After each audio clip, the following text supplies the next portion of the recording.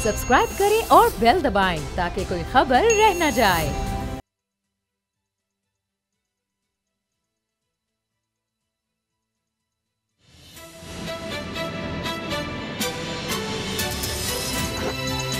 अब पता चला। अब पता चला में आज आप जान सकेंगे, नैब के खिलाफ बढ़ता शोर, एहतसाब पड़ गया कमजोर, कुलभूषण को एनआरओ दिया, बिलावल ने वजीर आजम पर बड़ा इल्जाम लगा दिया, फवाद चौधरी का कारनामा, बड़ी ईद का चांद भी मुतनाज़े। बिस्मिल्लाहिर्रहमानिर्रहीम, अस्सलाम वालेकुम। मैं हूं मोहम्मद उसामा गाजी और आप देख रहे हैं अब पता चला। सियासत में फिर से एनआरओ की गूंज सुनाई दे रही है। एनआरओ देने का इल्जाम वजीर आजम इमरान खान की जात पर लगा है।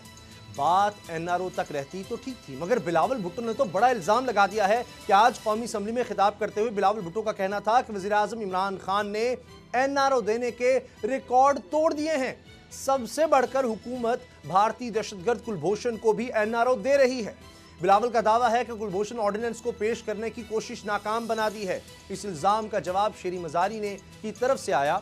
उन्होंने कहा कि कुलभूषण मामले को बिगाड़ने की जिम्मेदार नून लीग की हुकूमत है। आईसीजे में कोई एक मुल्क हिस्सा नहीं लेता तो केस नहीं सुना जाता। नून लीग की इस गलती की वजह से हुकूमत आईसीजे के फैसले में फंस गई है। क्या वाकई नून लीग से संगीन गलती हुई है और अब इसी गलती को बुनियाद बनाकर वो हुकूमत पर चढ़ाई कर रही है? इसका जवाब भी लेंगे, लेकिन एक और अहम मामला एहतसाब का है जो इस वक्त खुद जेर एहतसाब है। नैब की कारकर्दगी सुप्रीम कोर्ट में आज भी जेर सवाल रही। गफलतें, नाअहलियां और हैरतें थीं जो एक के बाद एक करके आश्कार हो रही थी। चीफ जस्टिस के रिमार्क्स थे कि नैब में तफ्तीश का मयार जांचने का कोई निज़ाम नहीं। नकाइश से भरपूर तफ्तीशी रिपोर्ट रेफरेंस में तब्दील कर दी जाती है। रेफरेंस दायर करने के बाद नैब अपनी गलतियां सुधारने की कोशिश करता है और गलतियों से भरपूर रेफरेंस पर अदालतों को फैसला करने में मुश्किलात होती हैं और इस तरह तहकीकात बरसों चलती रहती हैं। सुप्रीम कोर्ट में नैब की क्लास लगने के बाद सियासी जमातों ने भी नैब पर चढ़ाई कर दी। यकसा एहतसाब के नारे लग रहे हैं, लेकिन अहम सवाल यह है कि क्या यकसा एहतसाब पर सियासी इत्तफाक राय मुमकिन है या नहीं? अभी तक हम चांद पर तो इत्तफाक कर नहीं पाए। हद तो यह है कि इस बार बड़ी ईद के चांद को भी मुतनाज़ा बना दिया गया। सियासत से एहतसाब और एहतसाब से चांद तक हम किसी भी मामले पर मुत्तफिक क्यों नहीं होते? आज इन सब मौज़ूआत पर हम बात करेंगे। मेरे साथ हैं बाबर डोगर साहब और इंशाल्लाह कुछ ही देर में हमें साबिक तर्जुमान दफ्तर ख़ारजा तस्नीम असलम साहिबा ज्वाइन करेंगी। किसी तारुफ की मोहताज नहीं, लेकिन ये पहली दफ़ा है कि रिटायरमेंट के बाद वो टेलीविज़न पर होंगी। इससे पहले उनका एक सोशल मीडिया पर, यूट्यूब पर एक इंटरव्यू जो है वो बहुत ज़्यादा वायरल हुआ, जिसमें उन्होंने बताया कि नून लीग के दौर में क्या होता रहा और कुलभूषण के मामले पर ख़ास तौर पर कि पाबंद किया गया था कि दफ्तर ख़ारजा जो है वो इस पर बात ही ना करे। बाबर डोगर साहब, मुझे बड़ी हैरत हुई जब मैंने जी तस्नीम असलम साहिबा हमारे साथ हैं। तस्नीम साहिबा, बहुत शुक्रिया आपके वक्त का। ये फरमाइए कि आज तो ऐसे लग रहा था ख्वाजा आसिफ साहब ने जब कहा कि जी ये कौम की हमीयत और गैरत के ख़िलाफ़ है कि ये जो अपील का हक़ दिया जा रहा है कुलभूषण यादव को, लेकिन नून लीग के दौर में क्या होता रहा? आपने जो बातें कही थी वो तो उसके बाद तो पूरे पाकिस्तान में उस पर गुफ्तगू हो रही थी। क्या होता था तब? देखिए, कोई एक गलत करे तो इसका ये मतलब नहीं है कि दूसरी गलती भी करने की है। आप लोग खुद मीडिया में कभी कुलभूषण यादव को टेररिस्ट नहीं कहते, आप उसको इंडियन जासूस कहते हैं। अब एक जासूस के लिए और एक जो दहशतगर्द है उनके लिए लॉज भी फर्क होते हैं। जासूसी एक क्राइम है, लेकिन दहशतगर्दी एक नेशनली रिकग्नाइज्ड बहुत सीरियस क्राइम है। तो ठीक है, और आप अगर बहुत ट्रांसपेरेंट बनाना चाहते हैं, गवर्नमेंट जाहिर है कि एविडेंस पेश करेगी, वो होगा। लेकिन मेरा ख्याल है कि कुछ नज़र आता है, थोड़ी सी सॉफ्टनेस भी है, लेकिन इसके साथ साथ आईसीजे का डिसीजन भी है जिसको भी हुकूमत ने देखना है। तो ये एक हमारा बड़ा पुराना मसला रहा है कि ज़रूरत से ज़्यादा अकोमोडेशन दिखाई जाती है। कुछ केसेस में तो आपको समझ नहीं आती कि वो उसके पीछे क्या रीजंस हैं, लेकिन यहाँ पे भी नज़र आ रहा है कि हुकूमत को लगता है कि जो आईसीजे का डिसीजन है उसकी वजह से कुछ थोड़ी सी नरमी दिखाई जा रही है। लेकिन हमने खुद उस पर जो नैरेटिव बिल्ड किया है, मेरा ख्याल है कि उसमें भी बहुत से लूप होल्स हैं। स्पाइंग का काम किया होगा जादेव ने, लेकिन उससे ज़्यादा सीरियस उसके पाकिस्तान में जो टेररिस्ट एक्टिविटीज़ हैं, पाकिस्तान को डिस्टेबलाइज करने के लिए जो एक्टिविटीज़ की उसने, जिसमें पाकिस्तानी मारे गए, वो बहुत सीरियस क्राइम्स हैं।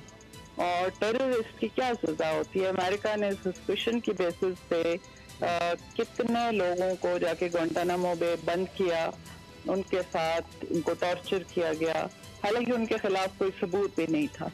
और यहाँ पे कौन सी आईसीजे, कौन सी इंटरनेशनल कोर्ट, कौन सी ह्यूमन राइट्स बोली थी?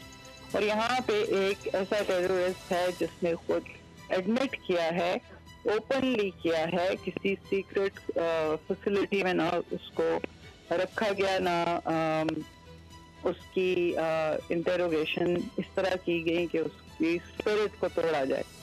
तो जाहिर है कि वो लोग अगर आपको बताएंगे कि आपने एक टेररिस्ट को कैसे डील करना है, तो उस पे हमारे पास बहुत वैलिड जवाब क्यों नहीं दिए जा रहे, वो एक। तस्नीम साहिबा, आप एक डिप्लोमेट रही हैं, ये हमेशा से देखा कि जब भी भारत के हवाले से ख़ास तौर पर अगर इस तरह के टेररिस्ट पकड़े जाएं तो पाकिस्तान हमेशा डिप्लोमेसीज का शिकार रहता है, पाकिस्तानी गवर्नमेंट डिप्लोमेसीज का शिकार रहती है। लेकिन अगर ये विज़ावी इंडिया के साथ हो और इंडिया को पाकिस्तान के ख़िलाफ़ कोई इस तरह का मवाद मिले तो वो सारी दुनिया में उसको प्रोपेगेट करता है और किसी डिप्लोमेसी का शिकार नहीं होता, बहुत सख्त रवैया अपनाता है। तो ये है कि इंडिया को कोई इस तरह का एविडेंस मिला नहीं। वो भी एक बहुत दर्दनाक कहानी है कि कैसे लोग इम्प्लिकेट किए गए और क्या हुआ। दूसरी बात यह है कि इंडिया के जेलों में ऐसे पाकिस्तानी हैं जो ओवरस्टे करने की वजह से वहाँ पे 15-15, 20-20 साल से कैद में पड़े हैं। उनका केस किधर है? क्या कभी हमने सोचा कि हम भी उसको कहीं किसी कोर्ट में चैलेंज करें, कहीं उसको उठाएं? हमें तो पता भी नहीं है क्योंकि वो आपसे ये इन्फॉर्मेशन शेयर भी नहीं करते। तो इंडिया को तो खैर, इंडिया कोई ऐसा मुल्क नहीं है ये जो अभी का भारत है, कभी कभी भारत हो कि जिससे आप अपने आप को मेजर करें। वो एक इंतहाई क्या कहना चाहिए कि वो किसी ऐसे ज़माने में रह रहे हैं जहाँ पे ना कोई प्रिंसिपल्स हैं, ना कोई उसूल हैं, ना कोई ह्यूमन राइट्स हैं। आप देख लीजिए वहाँ मुसलमानों के साथ क्या हो रहा है वहाँ पे। लेकिन तस्नीम साहिबा, आप देखें कि पठानकोट वाकया में उसकी FIR पाकिस्तान में दर्ज हुई, ये भी हिस्ट्री का हिस्सा है। तो ये चीज़ें भी साथ चलती रही हैं। अगर मवाद नहीं मिला लेकिन उसके बावजूद हम FIR दर्ज करते रहे हैं। जी, करते रहे हैं। ये तो इसका जवाब तो सिर्फ वो दे सकते हैं जिन्होंने दर्ज की हैं। ये पठानकोट है, मुझे नहीं मालूम कि हमारे पास ऐसा क्या एविडेंस था कि किसी पाकिस्तानी की इन्वॉल्वमेंट थी। भारत कहता है, उसका अमेरिका सेकंड करता है, यूरोपियंस बोलना शुरू हो जाते हैं और हम अंडर प्रेशर आ जाते हैं।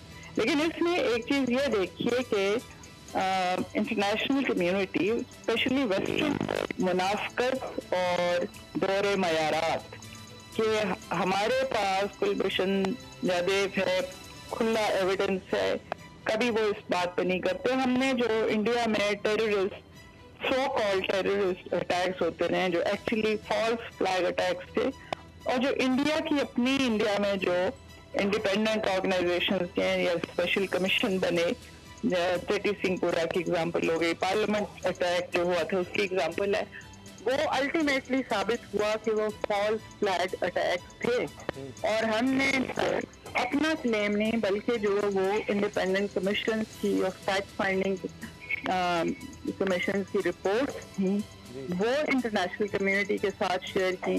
किसी के ऊपर जरा बराबर भी कोई उसका असर नहीं हुआ कि वो ये डबल स्टैंडर्ड्स हैं। एक्सेप्ट करें। साहिबा, ये जो कुलभूषण का मामला है के अपने लिए जी, इसमें फरमाइएगा कि आज अगर श्री मजारी साहिबा कहती हैं कि हम ICJ ना जाते तो बेहतर था, तो क्या अब हम इससे निकल नहीं सकते? नून लीग का दौर था, उसमें आईसीजे के पास चले गए, और उस वक्त क्या वाकई ये बात दुरुस्त है कि जी कहा गया था हमने कुलभूषण पर ज़्यादा बात नहीं कर रही, यानी दफ्तर खारजा की तरफ से इस बारे में नहीं उठाना, फिर नवाज शरीफ से जाते हैं तो पहली दफ़ा हुआ कि भारत जाकर हुर्रियत रहनुमाओं से, कश्मीर के रहनुमाओं से मिले नहीं, ये सब कुछ होता रहा उस वक्त, और आज नून लीग जो है वो कह रही है कि जी ये कुलभूषण पर तहरीक इंसाफ पर इल्ज़ाम लगा रही है कि हमें आईसीजे नहीं जाना चाहिए था। हम आईसीजे नहीं गए, इंडिया आईसीजे गया। हमारा जो उस वक्त का डिक्लेरेशन था, शायद उसमें कुछ लूप होल भी थे। लेकिन आज जो वियना कन्वेंशन को इन्वोक किया। हेलो, आप मेरी बात सुनेंगे, मुझे कंप्लीट करने देंगे? ये एक गलत फहमी है कि पाकिस्तान इस केस को आईसीजे ले गया, हम नहीं ले गए, ये इंडिया ले गया था, और उन्होंने वियना कन्वेंशन को इन्वोक करके काउंसलर मांगी। बाकी चीजों पे जो उन्होंने उसकी रिलीज के लिए इंडिया को हैंड ओवर करने को कहा, आईसीजे ने वो एक्सेप्ट नहीं किया, वो इंडिया की प्ली रिजेक्ट हो गई थी। सिर्फ काउंसलर एक्सेस की बात उसमें इंडिया की एक्सेप्ट हुई थी, जो कि प्रोवाइड की गई है उनको। अच्छा, तस्लीम असलम और इस तरह तो हमारी हिस्ट्री में, दूसरी बात जो आप कर रहे हैं, हमारी हिस्ट्री में बेहिसाब एग्जाम्पल्स हैं किस तरह पाकिस्तान को अपने नेशनल इंटरेस्ट को लेट डाउन किया गया है, तो उसकी तो आप बात ना ही करें। क्या ये जरा बताइएगा इस बारे में कि जब आप तर्जुमान मैं अर्ज कर सकूंगा, जब आप तर्जुमान दफ्तर खारजा थी, बड़ा प्रेशर होता था उस वक्त और बड़े हालात अजीबोगरीब रहे उस वक्त, लेकिन आप बड़े अच्छे अंदाज से सब कुछ प्रेजेंट करती थी। क्या आपको डायरेक्शंस दी जाती थी उस वक्त हुकूमत की तरफ से? कोई दबाव होता था? क्या डायरेक्शंस आती थी, क्या करना है क्या नहीं? देखिए, मैं उस पर ऑलरेडी बात कर चुकी हूँ। वो मेरे ख्याल में कि वो अवेलेबल है इंटरव्यू, और उस पर बार बार बात करने की ज़रूरत नहीं है, लेकिन मैंने जो भी कहा था स्टैंड बाय दैट। यानी उस वक्त ये कहा गया कि कुलभूषण के मामले को नून लीग की जब हुकूमत थी कि इसको ज़्यादा नहीं, कुलभूषण जाधव के मामले पे मुझे नहीं कहा गया था, मैंने ये बात में भी नहीं की है। मैंने जिस कॉन्टेक्स्ट में बात की थी, अगर आप वो पूरा इंटरव्यू देख लीजिए, आपको पता चल जाएगा कि क्या बात की थी। लेकिन हमारे नाज़रीन के अगर आप दोबारा उस बारे में कुछ दोबारा मैं नवाज शरीफ साहब वज़ीर-ए-आज़म की तरफ से कह चुकी हूँ, और जो मैं कह रही हूँ कि आई स्टैंड बाय दैट, तो मुझे सेंसेशनलिज्म फैलाने के लिए, आपको ब्रेकिंग न्यूज़ देने के लिए रिपीट करने की अपने आप को ज़रूरत नहीं है। अच्छा, तस्लीम असलम साहब, मेरा ये सवाल है आपसे, 2 दफ़ा इंटरप्शन होगी, असल में मेरे कुलीग ने भी कर दी बात। मेरा ये सवाल है कि जिस दुनिया की तारीख में ये शायद पहला वाक़या हो, या एक रीसेंट पास की अगर बात की जाए, कि एक सर्विंग जो कर्नल है, जो एक दहशतगर्दी का नेटवर्क चला रहा था, जिसका जाली पासपोर्ट बना था, वो रंगे हाथों पकड़ा जाता है। और जिस तरह ख्वाजा आसिफ साहब तो वहाँ बड़के में लगा रहे हैं, उस वक़्त इंडिया तो लेकर जाना था उसने, लेकिन पाकिस्तान अगर अपोज करता तो आईसीजे इस केस को, इंडिया की जो दरख्वास्त को रिजेक्ट कर सकता था। हमारे पास एक स्ट्रॉन्ग, एज पर जो इंटरनेशनल लॉज है, स्ट्रॉन्ग हमारे पास एक ग्राउंड थी, क्योंकि इस तरह के केसेस में आईसीजे इन्वॉल्व नहीं होता, ये हमारे इंटरनल मैटर्स हैं। जी जी की थी, वो आईसीजे ने एक्सेप्ट नहीं किया। ये मत भूलिए कि आईसीजे में जो इंडिया का एक जज भी है, जिसका कैरेक्टर डिस्पिकेबल रहा है टू से द लीस्ट, जिस तरह उसने इसको मैनिपुलेट किया। कोई भी जज इंटेग्रिटी वाला होता तो वो अपने आप को इस केस से अलग कर लेता कि कॉन्फ्लिक्ट ऑफ इंटरेस्ट है, लेकिन वो आदमी बेशर्मी के साथ ना सिर्फ वहाँ पे टिक्का रहा, बल्कि इंडिया के बिहाफ पे वो लेट भी करता रहा चीज़ें। दूसरी बात ये है कि मेजॉरिटी जो जजेस हैं, ये लोग डेथ पेनल्टी के खिलाफ हैं, और उनके लिए ये कि एक शख्स को डेथ पेनल्टी दी गई है, उसके ऊपर उन्होंने उनके ऑलरेडी काफ़ी स्ट्रॉन्ग व्यूज थे। तीसरी बात ये है कि जो आर्टिकल वियना कन्वेंशन का इन्वोक किया गया, वो कोई भी बायलैटरल ट्रीटी हो या आपकी रिजर्वेशन, उसको ओवरराइड करता है, क्योंकि वो उसकी बात आ जाती है। तो इसलिए ऐसा नहीं है कि हमने कंटेस्ट नहीं किया था, लेकिन काउंसलर एक्सेस के मामले पे, पेनल्टी के मामले पे स्ट्रॉन्ग व्यूज हैं जो आपको अंडरस्टैंड करने चाहिए। आपकी नजर में लेकिन आप कोर्स में तो उसको दहशतगर्द कहा करें, हमारा मीडिया तो उसको मुस्तकिल इंडियन जासूस कह रहा होता है। वो जासूस नहीं, वो एक दहशतगर्द है। अब इस दहशतगर्द के हवाले से जो हुकूमत कर रही है कि एक ऑर्डिनेंस के जरिए उसको अपील का हक दिया जाए, आपके ख्याल से ये यही रास्ता है, ये बेहतर रास्ता है कि दोबारा जब ICJ ने कह दिया तो उसके मुताबिक उसको दोबारा देख लेते हैं? जब हमारे पास स्ट्रॉन्ग एविडेंस है, एक दहशतगर्द है, तो कोई मुजायका नहीं, दोबारा अदालत से चले जाते हैं। उसको अदालत में कह भी दिया गया है कि अदालत से कि जी इसके लिए एक वकील मुकर्रर कर दिया जाए। तो इसके बाद और तो कोई आपके ख्याल में हुकूमत के पास और कोई हल इससे बेहतर है? शायद इस केस को थोड़ा बेहतर हैंडल किया जा सकता था शुरू से, लेकिन खैर जिस तरह चीजें हो गई हैं, जिस जगह पे हम पहुंच गए, शायद ये इस वक्त के जो हालात पैदा हो गए हैं, जिस तरह केस यहाँ तक पहुंचा है, शायद इस वक्त ऑप्शन यही होगी। ठीक है, लेकिन तस्नीम साहिबा जब उसको सजाए मौत दी जा चुकी थी तो ये बेहतर नहीं था कि हम उस सज़ा पर अमल दरामद करवा देते, बजाय कि हम इसको इतना लंबा खींच के यहाँ तक लेके आते? देखिए, तो पहला फर्स्ट ट्रायल भी इसी तरह ओपन कोर्ट में हो सकता था। आपके पास एविडेंस है, आपका लॉ भी कहता है कि दहशतगर्द को सजाए मौत देंगे। हमारे यहाँ डेथ पेनल्टी भी है, हमने उसको अबॉलिश नहीं किया।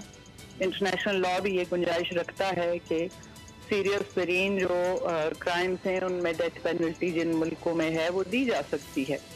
तो ये वाला कोर्स ऑफ एक्शन है, ये शुरू से लिया जा सकता था। अच्छा तस्नीम साहब, ये जो हम देखते हैं जिसका आपने ही जिक्र किया डबल स्टैंडर्ड्स का इंटरनेशनल, उसमें बुरहान वानी का जिस तरह मामला देखते हैं, खुद अक़वाम मुत्तहिदा के रेजोल्यूशंस हैं कि अगर कोई काबिज आप पर हो जाता है तो उसके लिए आप अगर हथियार भी उठाते हैं तो उसकी भी इजाज़त देते हैं अक़वाम मुत्तहिदा के रेजोल्यूशंस। लेकिन वहाँ तो अब जो वहाँ पर लोग शहीद हो रहे हैं उनकी तो अब मैयतों को भी हवाले नहीं किया जाता, पता नहीं कहाँ जाके कर दिया जाता है। तो ये डबल स्टैंडर्ड अजीबो गरीब पूरी दुनिया के हैं, तो ये हम क्या कहें कि अब ऐसे ही चलेगा? देखिए, दुनिया के डबल स्टैंडर्ड्स हैं, मुनाफकत है। आपको पता है कि वेस्ट की कोई कमिटमेंट नहीं है ह्यूमन राइट्स के। जनरली मैं बात कर रही हूँ, इंडिविजुअल्स हैं, कुछ लोग होंगे, कुछ ऑर्गेनाइजेशंस होंगी जिनकी होगी, लेकिन हुकूमतों की कोई कमिटमेंट नहीं है। और ये आपने उनको देख लिया है कि कश्मीर पे जिस तरह उनकी पॉलिसी रही है कि उनके मीडिया या ह्यूमन राइट्स ऑर्गेनाइजेशंस को कश्मीरियों के साथ जो कुछ हो रहा है उसकी बात करते हैं, या फलस्तीनियों के साथ जो है, लेकिन हुकूमतें ज़्यादातर खामोश रहती हैं क्योंकि उनको अपनी economic interest, geo strategic agenda ज़्यादा उनके लिए वैल्यू रखते हैं। तो ये आज की बात नहीं है। यही लोग जो हमारे आके सरमन देते हैं ह्यूमन राइट्स पे, आप इनका अपना रिकॉर्ड देखें। इन्होंने इराक में क्या किया, कितने बच्चे मरे वहाँ, लिबिया में क्या हुआ, यमन में क्या हुआ, ये सारी मुसलमान दुनिया में क्या हुआ, इससे पहले वियतनाम में क्या हुआ और जापान के साथ क्या हुआ था। इन लोगों से ये एक्सपेक्ट करना कि वो कोई ह्यूमन राइट्स के लिए खड़े हो जाएंगे और ह्यूमन राइट्स के लिए वो इंडिया पे सैंक्शंस लगाएंगे, तो ये नहीं होने वाला। लेकिन तस्नीम साहिबा, दुनिया के डबल स्टैंडर्ड चीज और है कि आप देखिए ग्लोबल ऑर्डर बड़ी तेजी से चेंज हो रहा है। अच्छा, लेकिन समझ तस्नीम साहिबा, दुनिया के डबल स्टैंडर्ड्स अपनी जगह पर, लेकिन हमने भी कश्मीर के हवाले से जो डिप्लोमेटिक एफर्ट्स हैं उनको सिर्फ बयानात और ट्विटर्स की हद तक महदूद कर दी है। जो डिप्लोमेटिक एफर्ट नजर आनी चाहिए थी, स्टेटमेंट से आगे डिप्लोमेटिक एफर्ट्स हमारी भी नजर नहीं आ रही, इसकी क्या वजह है? कर दीजिए कि क्या करना चाहिए था जो पाकिस्तान ने नहीं किया। जब ये आप क्रिटिसाइज करते हैं कि सिर्फ स्टेटमेंट्स पर, तो आप बता दीजिए कि क्या करना चाहिए था। क्या आर्म्स उठाने चाहिए थे, वॉर शुरू करनी चाहिए थी, या और ऐसी क्या चीज हो सकती थी जो आपने नहीं की? ये तो बहुत आसान होता है कह देना कि सिर्फ हुकूमत ने स्टेटमेंट की है या सिर्फ लोगों से बात की है, एंगेज किया है। क्या आप क्या कर सकते थे जो आपने नहीं किया? इसमें क्रिटिसिज्म के अलावा कुछ पॉजिटिव अगर सजेशंस हों वो जरूर देने चाहिए। वो क्या है आपकी तरफ से? अच्छा, कौंसलर एक्सेस की जब बात आती है तस्नीम साहिबा, तो उसमें जब दिया जाता है कोई ना कोई एतराज़ भारत की तरफ से आ जाता है कि जी ये शीशा हटाएं जी, रिकॉर्डिंग ना करें, अच्छा जी जगह ही मुनासिब नहीं है, तो अजीबोगरीब फिर वो एतराज़ात लगा देते हैं। इस पर आपका क्या कहना है? ये बेफिक्र ही तमाशा करना है। जब उनके साथ आप एक इरेशनल रॉबर्ट किस्म की रजीम और उसके रिप्रेजेंटेटिव से आप को ये एक्सपेक्टेशन ही नहीं है कि वो कोई रीजनेबल बिहेवियर दिखाएंगे या वो पाकिस्तान की जो ऑफर है या जो भी आप कहते हैं उसको वो खराब करके चीज़ों को गलत अंदाज से पेश करने की कोशिश नहीं करेंगे। तो वो इंडिया को समझना ज़रूरी है कि असल में इंडिया है क्या, उनकी हुकूमत क्या है, उनके रिप्रेजेंटेटिव क्या हैं, वो किस किस्म की आइडियोलॉजी को रिप्रेजेंट करते हैं। तो फिर इन चीज़ों पे हैरत नहीं होनी चाहिए। अच्छा, ऑपोजिशन आज जिस तरह कह रही है कि जी एनआरओ दिया जा रहा है कुलभूषण को, आपकी नज़र में ये स्टेटमेंट दुरुस्त है? मैंने इस किस्म की कोई स्टेटमेंट नहीं देखी किसने क्या कहा है, इसलिए उस पर तो मैं कमेंट नहीं कर सकती। लेकिन मेरा ख्याल है कि कोई हुकूमत पाकिस्तान में या कोई इंस्टीट्यूशन एक टेररिस्ट को जिसके हाथों पे पाकिस्तानियों का खून है उसको किसी किस्म की देने की पोजीशन में नहीं है। अब ये कुलभूषण के बाद और जो कश्मीर में जो कुछ हुआ, आर्टिकल 370 वाला मामला सारा, उसके बाद जो ताल्लुकात पाकिस्तान और भारत के हैं वो कशीदा से कशीदा होते चले गए। अब बाज़ जगहों पर कहा जा रहा है तिजारत जो है बिल्कुल भारत से नहीं होनी चाहिए। जिस तरह अफगानिस्तान की जो प्रोडक्ट्स हैं उनको एक्सपोर्ट की भी हाल ही में इजाज़त मिली, तो हुकूमत कहती है जी तो अफगानिस्तान से ट्रांजिट ट्रेड उसको वहाँ से एक्सपोर्ट हो रहा है वागा से, तो हम इन भारत से इम्पोर्ट की नहीं है, या सिर्फ जो लाइफ सेविंग ड्रग्स हैं उनकी इजाज़त है जी भारत से इम्पोर्ट हो जाएँ। ये पाकिस्तान का आपका ख्याल है कि ये करना दुरुस्त है, प्रिंसिपल स्टैंड है, या मज़ीद बिल्कुल बॉर्डर सील होने चाहिए? देखिए, जो तो आप अफगानिस्तान से अगर कोई अफगानिस्तान एक्सपोर्ट्स कर रहा है और वो आप अलाउ करते हैं, तो शायद अफगानिस्तान के लिए हालात जो हैं उनकी इकॉनमी के भी जो उनकी वो आप कंपल्शन अगर समझ के कर देते हैं तो वो तो किसी हद तक अंडरस्टैंडेबल है। लेकिन बाकी ये जो है कि एसेंशियल चीज़ें हम भारत से ले लें, ये बाहर है कि ये कैसे किया जा सकता है, और जो लोग ये बात करते हैं, ये रिकमेंड करते हैं, वो क्या सोचते हैं और किस दुनिया में रहते हैं। अच्छा, ये जो भारत का इलाके में टेररिज्म फैलाकर ख़ासतौर पे पाकिस्तान के ख़िलाफ़, CPAC के ख़िलाफ़, ये तो वो खुद मानते हैं, वो कहते हैं हम इसके ख़िलाफ़ हैं, इसको मानते नहीं हैं, इनकी स्टेटमेंट्स भी हैं। फिर उनके बहुत से लोगों के बयानात मीडिया में हैं कि जी हम वहाँ पर मर्सनरीज, उनके अजीत दोवल के हैं और ये सब। तो आपको लगता है कि अब चाह बहार और जो डेवलपमेंट्स हो रही हैं जिस तरह ख़ित्ते में, उसके बाद ये दहशतगर्दी जो है ये आहिस्ता ख़त्म हो जाएगी? जो पाकिस्तान भी कोशिश कर रहा है, लेकिन अभी भी बलूचिस्तान में पेट्रोलिंग के दौरान इतना वास्ट एरिया है, आबादी नहीं है, इलाका ऐसा है, तो अभी भी टेररिज्म के वाक़यात हो रहे हैं। आप क्या देखती हैं कि जब ईरान का बॉर्डर जो है वो बेहतर हो जाएगा तो उसके बाद ये रुक जाएंगे कुलभूषण जैसे दहशतगर्द इनकी कार्रवाइयाँ? मेरा ख्याल है कि जब तक अफगानिस्तान में फॉरेन ट्रूप्स बैठे हैं और इंडिया को एक प्लेटफॉर्म मिला हुआ है, वहाँ से दहशतगर्दी की वो कोशिश करते रहेंगे। और जो उनके रीजन में हालात हैं, जिस तरह वो आइसोलेट हुए हैं, जिस तरह उनकी पॉलिसीज एक्सपोज हुई हैं, मेरा ख्याल है कि वो दहशतगर्दी बढ़ाने की पाकिस्तान में कोशिश करेंगे, पाकिस्तान में डिस्टेबलाइजेशन के एफर्ट्स को बढ़ाने की कोशिश करेंगे, कम नहीं होंगे।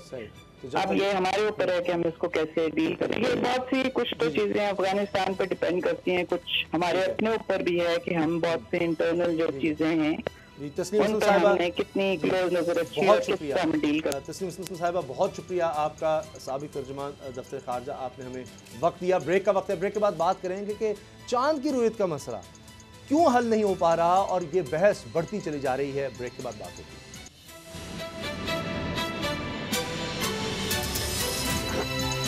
अब पता चला चांद की रुयत का मामला दिन ब दिन ये बिगड़ता चला जा रहा है और बहस बढ़ती चली जा रही है।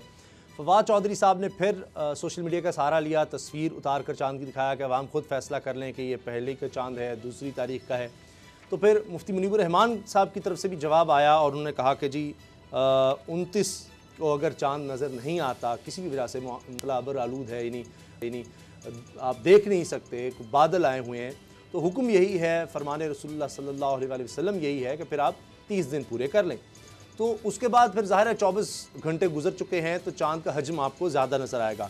और फिर मुफ्ती साहब ने यह भी फरमाया कि चांद का हजम अगर बढ़ गया है या कम है, इसमें कहाँ लिखा है कि जी उसके हिसाब से ही आप देखेंगे कि कितनी तारीख हो गई है कितनी नहीं, वो तो घंटों के हिसाब से भी आगे पीछे हो सकता है।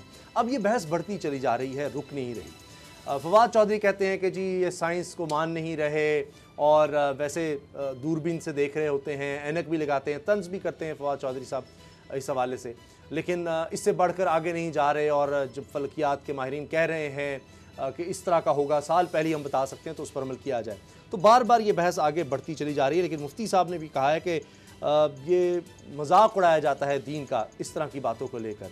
तो असद खरल साहब, ये इसी तरह से ही चलता रहेगा? एक तरफ फवाद चौधरी साहब हैं, वो अपनी तरफ कायम रहेंगे और इसके बावजूद अच्छा, उसामा साहब फवाद विफाकी वज़ीर मजहबी अमूर भी मौजूद हैं, वो भी उनको कहते रहते हैं कि यार तुम्हें क्या ज़रूरत है कि जो बात है आप वजारत के थ्रू कर लें, वो आकर बहस छेड़ देते हैं। और फिर मुफ्ती मुनीबुर रहमान साहब का अपना एक मौक़िफ़ है।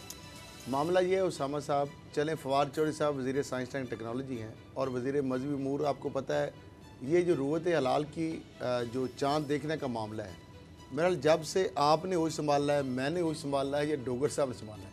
पाकिस्तान वो वाद मुल्क है जिसके अंदर ये आज तक तयन नहीं हो सका कि ईद आज होनी है, कल होनी है, ये परसों होनी है। एक ही मुल्क के अंदर 2-2, 3-3 ईदें होती हैं। सबसे बड़ा जो मसला है ना, वो है पेशावर का मामला। वो जो वहाँ पे मुफ्ती साहब हैं, पोपल जई साहब, अब मुझे ये बताएं क्या पेशावर पाकिस्तान का हिस्सा नहीं है ना पाकिस्तान का हिस्सा। कुदरती तौर पर जब सऊदी अरब के बाद चांद नज़र आएगा तो पेशावर का वो जो खत जो ओजोन के ऊपर है, या कबायली इलाके हैं जी, वो वहाँ पे आ जाता है। अब मुझे ये बताएं कि अगर वहाँ पे आप बैठ जाएं, दूरबीन लेके वहाँ चले जाएं, अगर वो जो कहते हैं ये इतनी शातें आ गई हैं, तो उनको अगर शातें आ रही हैं तो फवाद चौधरी साहब जो है वो भी वहाँ पे चले जाएं, मुफ्ती मुनीब साहब वहाँ पे दूरबीन रख लें। वो कहते हैं कि उधर भी हमारे नुमाइंदे होते हैं, नुमाइंदों के पास तो वो तो उसको मानना मानना तो फिर ये तो बात नहीं है, मैं ना मानने वाली बात है ना, यही मसला है, यही फड्डा है ना। एक पोपल जई साहब हर दफ़ा कहते नहीं मैंने सऊदी अरब के साथ ईद करनी है, हम कहते जी हमने अपने हिसाब से ईद करनी है। तो मामला ये, या तो हुकूमत सरकार जो है उसको मान लिया जाए, या फिर ये है फिर पोपल जई साहब अपनी दुकान चमकाएंगे, मुफ्ती साहब अपनी दुकान चमकाएंगे। ये फैसला जो है फैसला नहीं हो सकेगा, अदालत में जाया जाए। अब एक देखिए, जो बाबर डोगर साहब भी कह रहे थे ब्रेक में कि ये अब एक सरकारी तौर पर एक रूयत हलाल कमेटी बनाई गई ना, सरकारी तौर पर। जब आपने सरकारी तौर पर एक चीज तो गवर्नमेंट की हर दफा पोपल जई साहब अपनी बना लेते हैं, कौमी असेंबली में लाकर उस पर बहस करें। और असेंबली किस लिए है? कानून साजी के लिए ना। लोगों के रिप्रेजेंटेटिव वहां पर बैठे हैं, आपके पास इस्लामी नज़रियाती कौंसिल मौजूद है, अदालतें मौजूद हैं, जो भी आपने जिससे भी राय लेनी है आप वहाँ पर उलमा को बुलाकर ले लें। बाबर साहब क्या इसका हल है? वहाँ असेंबली में कर लें। एक तरफ साइंस है, अब वो दौर है कि जिसमें अब वो वाले दौर तो गुजर गए हैं। अब तो ऐसा दौर है कि आपको एग्जैक्टली बता दिया जाता है कि चांद इस टाइम इस जगह पर इतने मिनट के लिए, इतने सेकंड के लिए नज़र आएगा, और ये भी बता दिया जाता है कि ये आम इंसानी आँख को नज़र आ सकता है या नहीं आ सकता। और इस ऐसे दौर में पाकिस्तान में चांद देखने की लड़ाई होना, मगर ये बड़ा ही अफसोसनाक है। या तो ये है कि इमरान खान साहब उलमा इकराम को बिठा दें, मिनिस्ट्री ऑफ साइंस को भी बिठा दें। उसूली तौर पर तो मिनिस्ट्री ऑफ साइंस जो है इसकी कंसल्टेशन लेनी चाहिए। इनको चाहिए, ये पाबंद हो गए, ये उनको अपनी इनपुट दें कि जनाब इस दिन इस टाइम इस जगह पर चांद जो है वो देखा जा सकता है, इतने सेकंड के लिए देखा जा सकता है, इतने मिनट्स के लिए देखा जा सकता है। अब ये जो रूयत हलाल कमेटी मैंने आपने सरकार ने बनाई हुई है, फिर क्यों बनाई हुई है? सर दो चीजें हैं, मतलब दो चीजें हैं, दो चीजें देखकर चांद सरकार देखना क्या है? चौधरी ने एक इंसान की आंख से देखना है या बस साइंस ने कह दिया कि इस वक्त हो जाएगा? तो इत्तेहाद कर लिया जाए। तो किसने इत्तेहाद हुकूमत ने करना है? फवाद चौधरी को चुप कराया जाए और बैठ जाए और बात कर ले कि सारी दुनिया में किस तरह से ईद मनाई जा रही है। जो मिडल ईस्ट है, यहाँ पर जो अरब कंट्रीज हैं, तमाम इस्लामी ममालिक, वहाँ पर तमाम इस्लामी 50 इस्लामी ममालिक हैं, सबका आप देख लें सिवाय अब पाकिस्तान। सारा यूरोप जो है, यूरोप में जो ईद है वो तो सऊदी अरब के साथ मनाई जाती है। वहाँ पर तो जो जब सऊदी अरब में अनाउंसमेंट होती है वहाँ पर तो चांद देखा ही नहीं जाता सारे यूरोप में। दो वहाँ वो मुसलमान ममालिक नहीं है, लेकिन वहाँ पर भी लाखों करोड़ों के हिसाब से मुसलमान बसते हैं। अल्टीमेटली वो भी तो अपनी ईद मनाते हैं ना। वो वहाँ पर तो कोई रोते हलाल नहीं है, वो तो सिर्फ अनाउंसमेंट देखते हैं सऊदी अरब की, और उसके बाद वो सारे गवर्नमेंट की जिम्मेदारी तो है, हुकूमत की जिम्मेदारी तो अब है। ये जो पॉइंट है कि बगैर देखे चांद देखे ईद नहीं हो सकती, ये जो पॉइंट है। अब मुझे बताएं कि ये सारे यूरोप के जो मुसलमान ईद मना रहे हैं, अमेरिका में, कनाडा में और बेतहाशा बाहर के ममालिक में जहाँ पर मुसलमान गवर्नमेंट्स नहीं है, वो उनकी जो ईद है उसका क्या स्टेटस है? अगर फल्कियात और साइंस और टेक्नोलॉजी से मदद लेते हैं हम बाबा साहब, पाकिस्तान का मसला जो है ना, वो उनको इशू ही नहीं है। इस पे इत्तेहाद कर लिया जाए, उलमा इकराम बैठ जाएं और एक मौक़िफ़ इख्तियार कर लें। तमाम मकातबे फिक्र को एक मेज पे इस मसले को बिठाना सारे हुकूमत की जिम्मेदारी है। आप रोयत हिलाल कमेटी में सारे मकातबे फिक्र मौजूद तो है ना, तो पोपल से साहब की तरफ आज ये आपकी बात दुरुस्त है, मगर फिर हुकूमत का काम है एक मेज पे बिठाएं। सामिल ज़हीर साहब हमारे साथ हैं। अल्लामा साहब, ये क्या करें, इसका हल क्या है कि ये मामला जो है कुछ सुलझ सके? रोयत हिलाल कमेटी सरकार ने बनाई है, फवाद चौधरी साहब कहते हैं वो सही फैसले नहीं करती, तो इस पर कोई डिबेट कर ली जाए असेंबली में और फिर उसके बाद कोई इदारा दोबारा से बनाया जाए। क्या करें, इसका हल क्या है?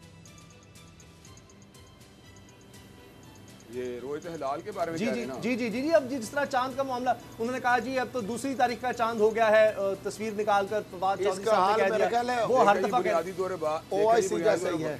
जी जी देखिए, बुनियादी तौर पर बात यह है कि चांद का ताल्लुक होता है रोयत के साथ और गवाहियों के साथ। जब पूरे मुल्क में 21 जुलाई को चांद कहीं नजर ही नहीं आया, कोई गवाही मसूल ही नहीं हुई, तो इसको डिबेट का इशू बनाना ही गलत है।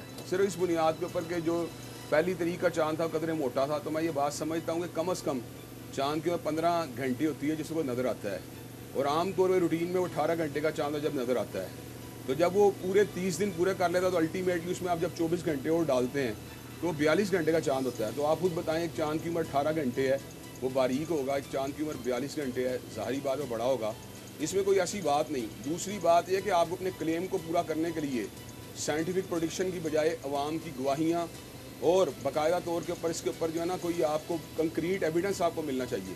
जब पूरे मुल्क से एक भी गवाही आपको मसूल नहीं हुई और कोई कंक्रीट एविडेंस आपके पास मौजूद नहीं है, तो फ़कत एक हाम हक का एक जो है ना एक कॉन्स्पिरेसी क्रिएट करना या मुल्क के अंदर एक ऐसी डिबेट क्रिएट करना जो किसी भी तौर पर मुल्क के लिए मौजू नहीं है।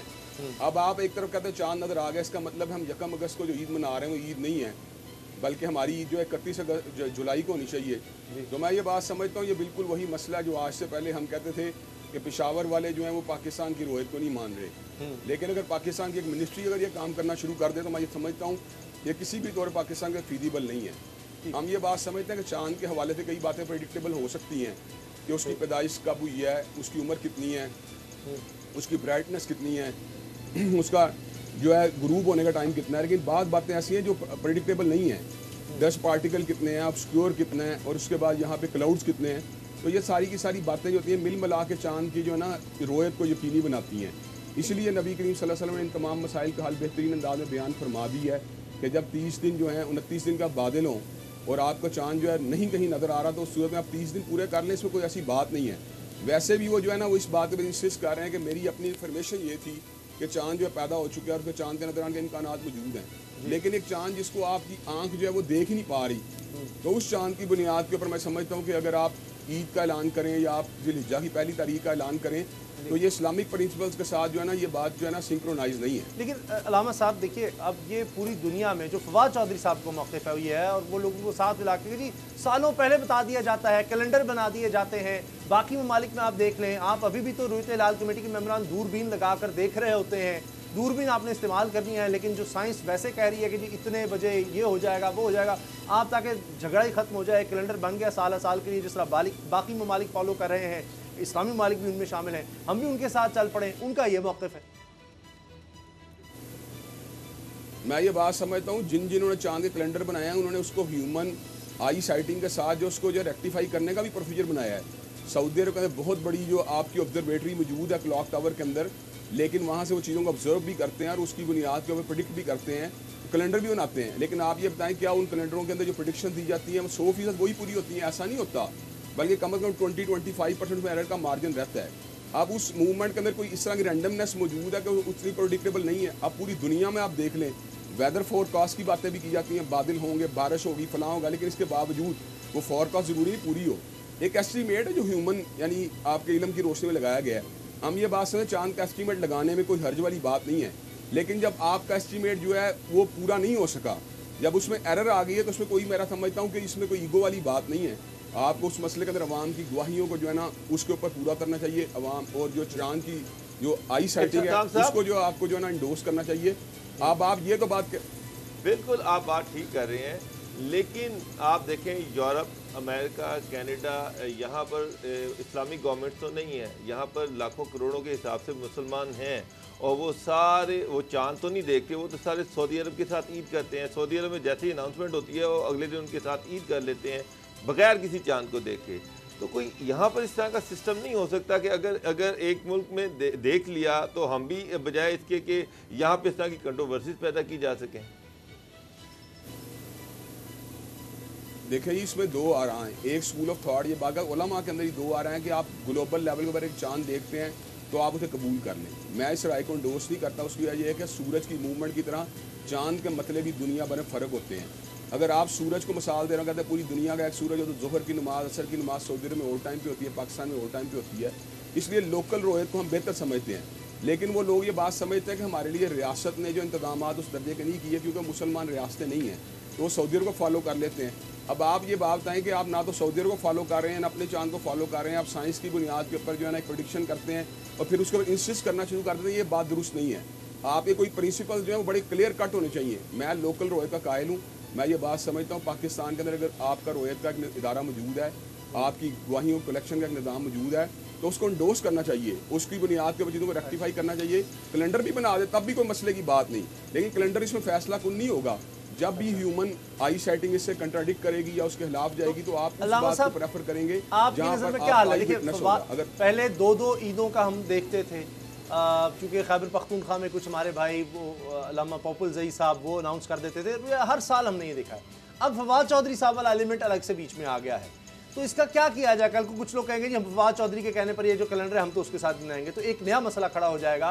तो इसको खत्म कैसे किया जाए? सेकेंडली मुझे एक चीज़ बताएं कि फवाद चौधरी जो है वो एक मिनिस्टर है साइंस एंड टेक्नोलॉजी के, इन सब को बजाय ये कि ये सारे मिल के एक इकट्ठा होके काम करें, ये डेढ़ इनकी मस्जिद क्यों बनाई जा रही है? फवाद चौधरी जो है उनको चाहिए कि वो असिस्ट करें रोते हलाल कमेटी को। अगर रोते हलाल कमेटी के पास ये प्रीरोगेटिव है कि उन्होंने ऐलान करना है कि ईद कब होगी, उनको मदद लेनी चाहिए ministry of science and technology से, ना कि ministry of science and technology उसके एक पैरेलल एक अदारा खड़ा हो जाए और वो अपने ऐलानात शुरू कर दें। ये बिल्कुल आपकी बात ठीक है। असल चीज़ डेलीगेट करते हैं आप किसी चीज़ को, जब कोई आप पावर डेलीगेट करते हैं या कोई इख्तियार डेलीगेट करते हैं तो फिर उसी का असल में हक होता है कि वो चीज़ को अनाउंस करें। जब मिनिस्ट्री ऑफ साइंस और टेक्नोलॉजी का मैं समझता हूँ जो सारा का सारा डोमेन है, वो बुनियादी मैक्सिमम ये हो सकता है वो चांद को प्रेडिक्ट कर ले, या उसको आप जो असिस्ट करने के बाद जो है ना एक फार्मूला भेज दे या रिकमेंडेशन भेज दे कि हमने ये बात असेस की है कि इस तरह चांद के अपीयरेंस के इम्कान मौजूद हैं। लेकिन लेटर ऑन जो है ये अल्टीमेटली जो है इख्तियारात उन्हीं के पास है, रोयत हलाल कमेटी के पास, कि वो जो है पूरे मुल्क से गवाहियाँ इकट्ठी करने की बुनियाद के ऊपर जो है ना वो चांद का अनाउंस करें। अब आप एक तरफ तो ये बात कहते हैं कि दूसरी तरीका जो चांद, जो आपकी नज़र में दूसरी तरीका चांद बड़ा मोटा था, लेकिन उसके पैरेलल आप पूरे मुल्क से एक भी गवाही पेश नहीं कर सके, पूरे मुल्क से आप चांद की एक पिक्चर नहीं पेश कर सके। तो मैं ये बात समझता हूँ इन चीज़ों को भी कोई वेट देना चाहिए कि फ़कत दावा ही काफ़ी नहीं होता, बल्कि दावे का सबूत भी ज़रूरी होता है। जब आपके पास दावे का सबूत मौजूद नहीं है तो आपको रोयत हलाल कमेटी के साथ बाकायदा तौर पे एक पैरेलल जो है ना एक इंस्टीट्यूशन कायम करना और अवाम को कंफ्यूज करने की कोशिश करना, और इसके नतीजे के अंदर ईद जैसा जो है ना अहम इशू या हज जैसा अहम इशू या योम अरफा के रोज़े जैसा अहम इशू जो है वो भी लिंक्ड है। जी, इसमें ये जो बात है कि देखिए अगर तो ये गलती हो जाती है रोयत हलाल कमेटी से, इंसान गलती भी हो सकती है, तो हम उसको फॉलो करते हैं तो हमें कोई गुनाह नहीं है। लेकिन अगर कोई शख्स समझता है कि जनाब उसने सही देख लिया और फिर उनको फॉलो नहीं करता, तो वो फिर आपकी नज़र में गुनाहगार होगा, क्योंकि ये तो दो मुख्तलिफ चीज़ें आ जाएगी। नहीं मैंने मसलन मैं हूँ, उसामा गाजी ने चांद देख लिया जी, रोहित हलाल नहीं कह रहे, तो फिर मैं खुद से ईद करने लग जाऊँ अपने मोहल्ले को लेकर, अपने इलाके को लेकर, तो ये तो एक फिर इंतशार वाला मामला हो जाएगा इस तरह। नहीं, मैं समझता बगावत नहीं होनी चाहिए। आप देखें, असूल की बात करें, ये शरई मामला है ना, हज एक शरई मामला है, ईद एक शरई त्यौहार है, ईद उल फितर हो या ईद उल अजहा हो, रमज़ान एक शरई मामला है, वहाँ पे इबादत के मामले हैं। तो शरीयत के जो मामलात हैं उनको शरीयत की रोशनी में तय करना चाहिए। जब शरीयत ने आई सेटिंग का एक हमें कंसेप्ट दे दिया है, उसमें साइंस की आप जितनी मर्जी मुआवनत हासिल कर लें, लेकिन अल्टीमेटली जो फोकियत जो होगी या उसके अंदर जो राय हतमी होगी वो गवाहियों या आई सेटिंग की बुनियाद पर। एक आखिरी सवाल है मुख्तसर, जब ये बात वाज़ेह है कि आपने ये इंटरप्रिटेशन का, अब जो स्कूल ऑफ यानी फवाद चौधरी साहब जैसे लोग जो कह रहे हैं वो कहते हैं जी अच्छा मुझे ब्रेक का कहा जा रहा है, चलें फिर कभी इस पर बात कर लेंगे। बहुत बहुत शुक्रिया रेख साहब, आपने हमें वक्त दिया। ब्रेक का वक्त है, ब्रेक के बाद बात करेंगे कि नैब का मामला अब भी अदालतों में है, अब भी सवाल उठ रहे हैं, अब सुप्रीम कोर्ट में क्या हुआ, ब्रेक के बाद बताएंगे।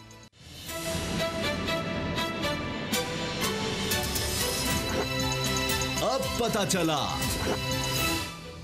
आज फिर नैब पर सवाल उठ रहे थे, सुप्रीम कोर्ट में ये मामला है, 120 अदालतें नई बनाने की बात हो रही है, लेकिन सुप्रीम कोर्ट में ये वाज़ेह तौर पर रिमार्क सामने आए कि जिस तरह की तफ्तीश हो या मुकदमात में जो ताख़ीर होती है और बेइंतहा होती है, इस सब का कसूरवार नैब है।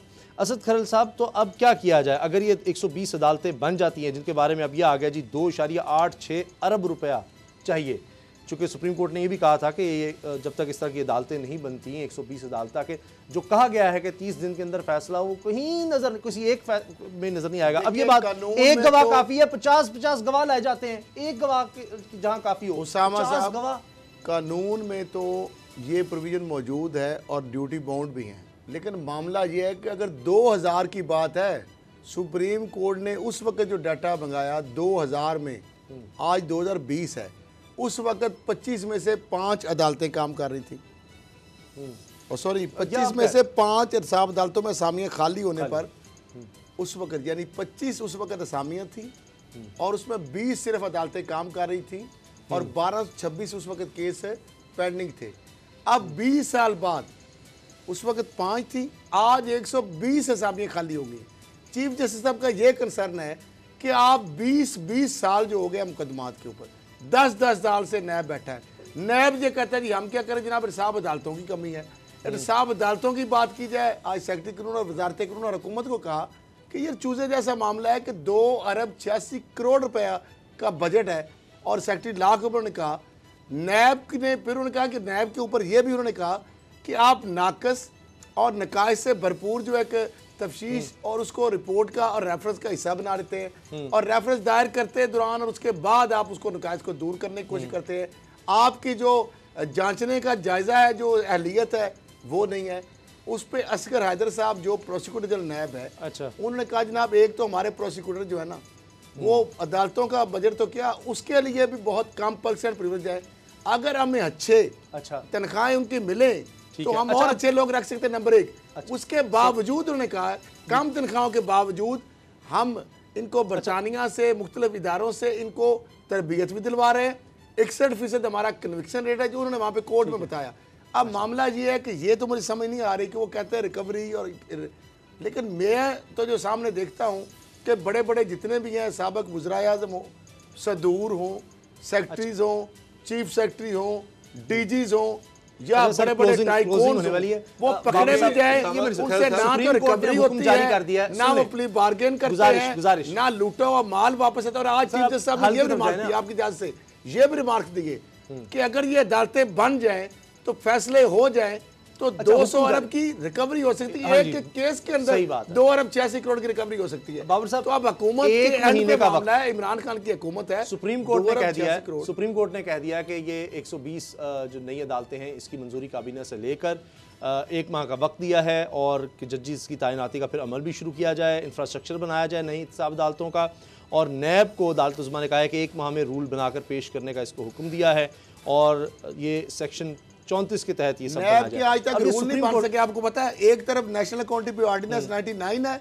उसने आज तक रूल नहीं बनाया। 73 जो CRPC भी वहां पे अप्लाई कोर्ट ने करते कहा है हैं कि नैब के पुलिस SOPs इख्तियारात रूल्स का मुतबादिल नहीं हो सकते। अब ये सुप्रीम कोर्ट ने जब कह दिया, अगर ये सब साहब, कर लिया जाए, कानून और आइन भी अगर ये कर लिया जाए, नैब के प्रोसिक्यूटर तो अपना रोना रोते रहे कि जी हुकूमतें हमें सपोर्ट नहीं करती, हमारे पास पैसे नहीं है, हमारे पास फंड्स नहीं है। एक और बड़ा अहम नुकता उठाया डॉक्टर साहब, थोड़ा सा एक अहम बड़ा नुकता, उन्होंने कहा कि हमारे प्रोसिक्यूटर के ऊपर फायरिंग की, उनके कत्ल होते हैं, चेयरमैन को धमकियां मिली और जो प्रोसिक्यूटर के ऊपर फायरिंग हुई उसके ऊपर हमारा मुकदमा दर्ज नहीं हुआ, और जिस तरह जिसको डाल के हमें कराया वो हमें पता है। जी बाबर साहब, ये सुप्रीम कोर्ट का फैसला बड़ा मुनासिब। एक तरफ नैब ये कह रही कि हमारा कन्विक्शन रेट 61% है, लेकिन बड़ा चीफ जस्टिस साहब ने बड़े अच्छे रिमार्क दिए। उन्होंने ये कहा कि अगर नैब का कन्विक्शन रेट इतना अच्छा है तो ये जो पैसे हैं 2 अरब 86 करोड़ रुपए, ये तो चूजे की खुराक के बराबर है। अरबों खरबों रुपए के केसेस आपके पास पड़े हुए हैं, अगर आप रिकवरियां करवाएं तो आपके पास तो इतना फंड इकट्ठा हो जाए कि जो जिसकी हद। लेकिन मसला ये है कि नैब जो कन्विक्शन रेट शो कर रहा है, लेकिन जिस तरह से वो अपनी माली हालात बता रहा है, ये आपस में तालमेल नहीं खाता। मेरा ख्याल है कि सुप्रीम कोर्ट का ये हुक्म जो है ना बहुत अच्छा है कि अदालतों की तादाद बढ़ती है तो उससे यकीनन फर्क पड़ेगा। प्रोग्राम देखना बहुत शुक्रिया, दुआ में याद रखिएगा, इजाजत दीजिए, अल्लाह हाफिज।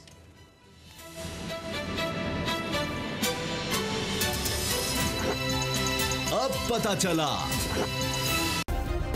सब्सक्राइब करें और बेल दबाएं ताकि कोई खबर रह न जाए।